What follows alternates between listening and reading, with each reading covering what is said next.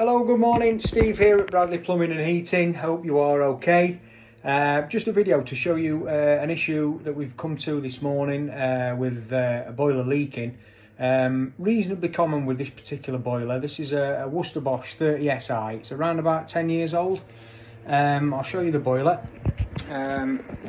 So inside there we have taken out the left hand side manifold, which is this little part here. And this controls cold water coming through to the plate heat exchanger, which is the little heat exchanger that controls hot water going out. And also there's a flow pipe in there and cold water in. So sometimes, and it's reasonably regular, these can pinhole because it's a plastic component, and a little pinhole appears and you tend to get a leak coming through the bottom of the boiler casing.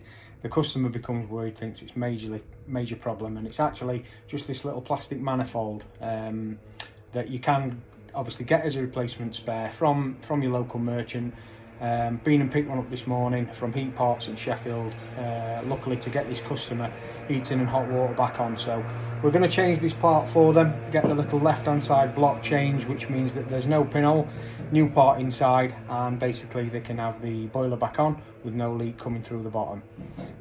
So yeah, just be wary of that. Don't worry too much. Sometimes when a boiler leaks, it's not always a massive action that needs to be taken. It's actually just that plastic manifold. This is the new one. I'm just dressing up now to get back inside this Worcester 30SI to remedy the leak and get the heating hot water back on. So yeah, thanks for joining us. Steve, Bradley Plumbing.